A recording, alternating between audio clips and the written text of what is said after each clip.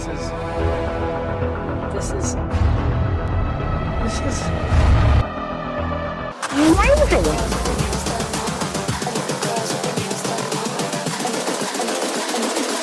I think the girls with their nails done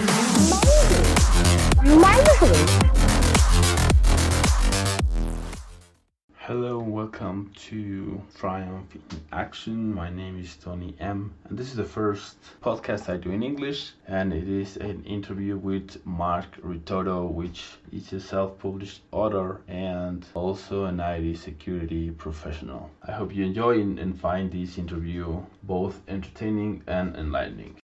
How's it going? Doing good. What about you? How are you? Good. Yeah, my hair's a little messed up because I haven't gotten a haircut since the lockdown. It's like I had to wet it back. Yeah, that's like the third time I hear that. So that's why I went with a man bun, right? First of all, I think that the only thing that I didn't find out while I was doing like the profile is like what do you do for a living, like mainly, because I know that you got like a lot of stuff going on. Oh, right? Yeah, I work in the IT field, in IT security. Yeah, nice. So we have more in common. Totally not related to what I do with the podcast. How long have you been doing the podcasting for? So I have like a radio station, and so I have like several like podcasts. So the longest running is one about films and series and stuff like that. And that one I did like 10 years ago. I started, then I put a pause like throughout those years, and I have come back for a couple of years now. So okay. Yeah, and the other one is like coaching and stuff like that. So I think that's the one that I will put this interview once I kind of edit and everything else. Okay. It will make sense. And yeah, it is funny that you mentioned that because I also worked in security as well. Oh, okay. So I think there's like a common points that to touch on. For me is more like having something different or something else besides like tech or security wise. Yeah. And I think that it might be something that you two find like doing a podcast about something else, right? Yeah. Like a way of expanding something else or exploring different fields. Is that You've been doing it a lot longer than me. I don't even remember. I don't even know if I'm on my anniversary yet.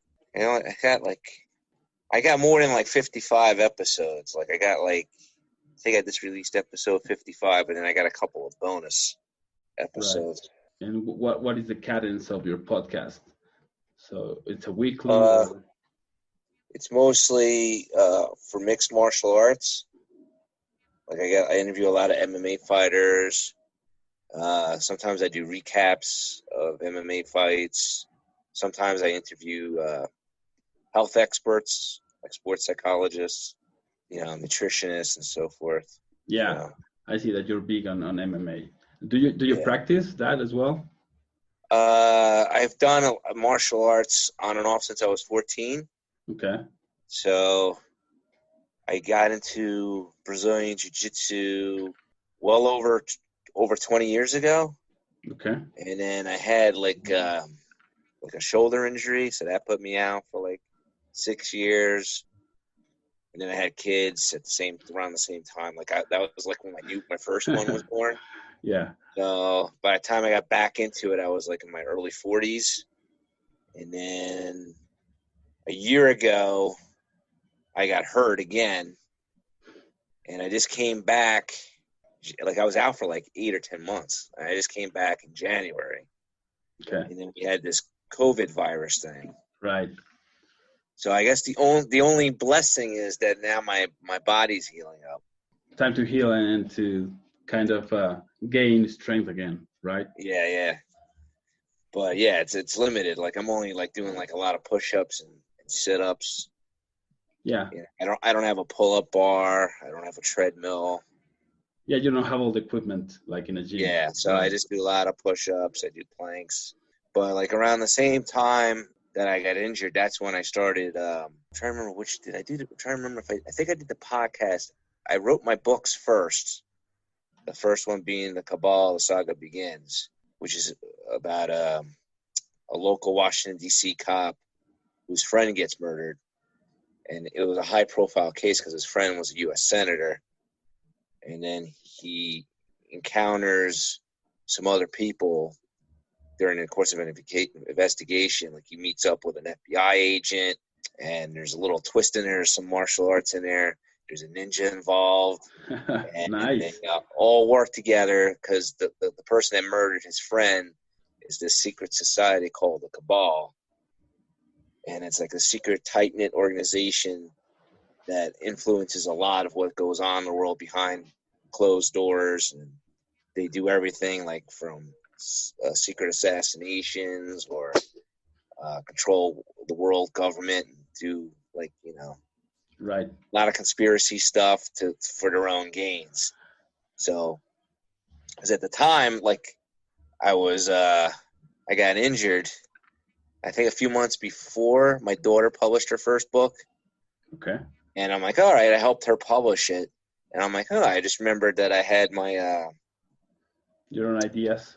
I started this book 10 years before, and I just never finished it, and I just took this time to finish it. Yeah, so it was around like I got injured, and then shortly after, I'm like, wonder what, I was like looking for different things to do Right. to occupy my time. I Yeah. couldn't do jiu-jitsu anymore. So then that's what I'm like, I kind of like, I was doing interviews for certain trying to get interviews on podcasts, and I'm like, let me start my own. And then I'm like, well, let me do it with something I like, which is the mixed martial arts. So I started doing that, the Marc the Shark MMA show. Then I wrote my second book, probably like 6 months later, after I published the first one, which is called Marcus the Vampire, the Dark World Chronicles. The other one is called The Cabal, The Saga Begins. Marcus the Vampire is a little different. Right. Again, I was trying to get rid of the energy I had because I couldn't do jiu-jitsu because I was still injured. So I kind of wrote the story about change. Like for me, like I couldn't deal with not doing jiu-jitsu anymore. So I kind of paralleled it to this guy who was caught in a Nazi concentration camp because I put the story back during World War II. Okay. He's a gypsy. And what a lot of people don't know is that gypsies were a high target for the Nazis other than people of Jewish heritage. So he was captured and put into a Nazi concentration camp. And the only way he survived, this is where the fictional part comes in, is that his grandmother just happened to be a witch. Okay. And she saved him, and the only way she could save him from death was by turning him into a vampire. Nice. So then there's like this whole thing where during the Nazi concentration camp, there's a doctor, Dr. Death, who's actually existed during that time period. Also was doing all kinds of experiments, trying to turn these guys in the prison camp into soldiers. And he also still happened to have this vampire serum from this other vampire. Yeah. And this colonel took it because he wanted to be as powerful as Marcus, but what he doesn't realize is Mark was changed by magic, so he doesn't have all the weaknesses of all the other vampires Of the serum. being affected by like daylight and stuff like that. So now he's faced with trying to survive, and he's only got one family member left, which is his daughter, and he's trying to protect her from the Nazis, and he goes all over the world. In addition to that, he's also got to protect his daughter from the other creatures of the dark world, which are werewolves and witches and vampires.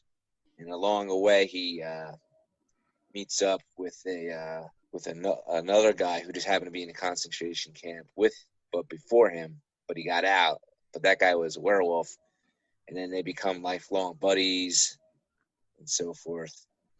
And then so that's what I was doing. So I've been promoting those two books. The other one, the Cabal Saga Begins, I wrote that one because at the time when I first started, it was supposed to be just like on ninjas, Okay. because I wrote it 10 years ago when I was like, and then I kind of changed it. It still has the ninja in there, but I was trying to base it on something that was going on in my life. My friend was he's still suffering from it. He's got cancer. So I'm like, all right, well, let me parallel the storylines.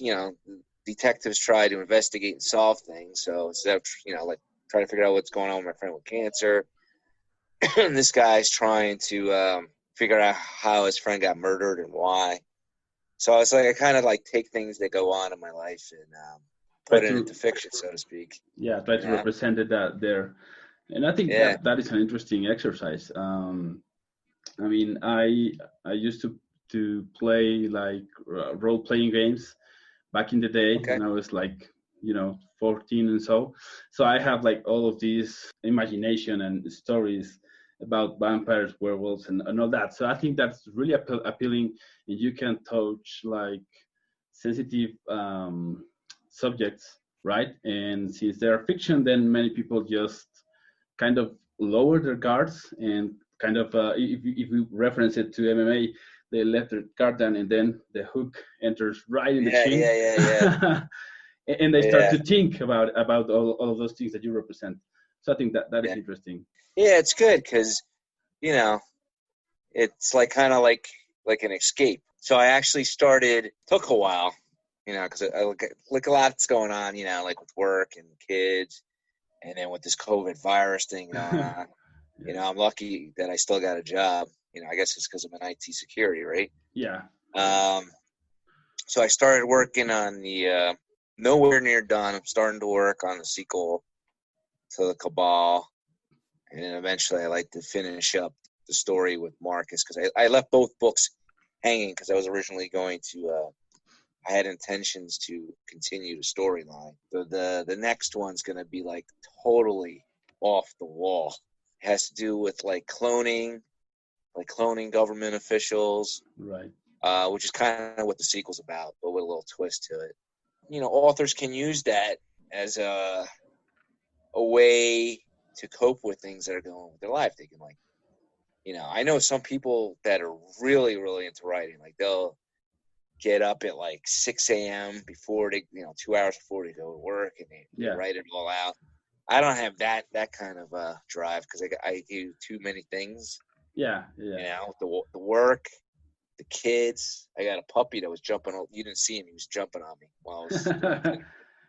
And then I've really gotten into like another thing I got into when I was injured was piano and guitar and all that. Music, yeah, I saw that. So I'm trying to do all that. Then you got to keep, like you, if you're in IT field, you got to keep up with your certifications. Yeah, keep studying. So it's like I'm like trying to prepare myself for this one certified ethical hacking exam.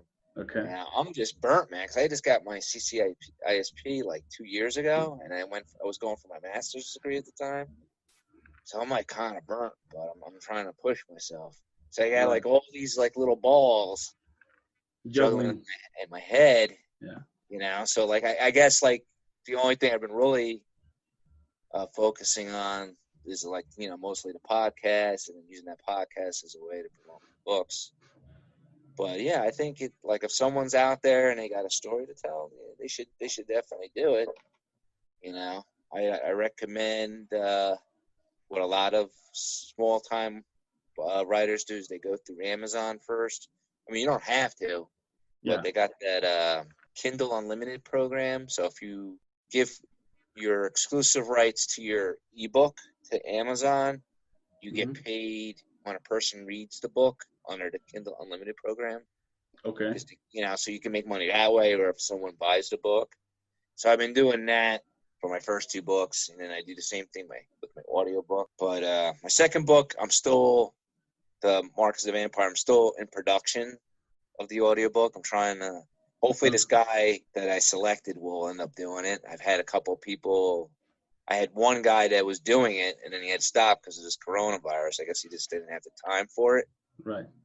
Or I don't know, maybe his studio that he was doing recording was shut down. I don't know.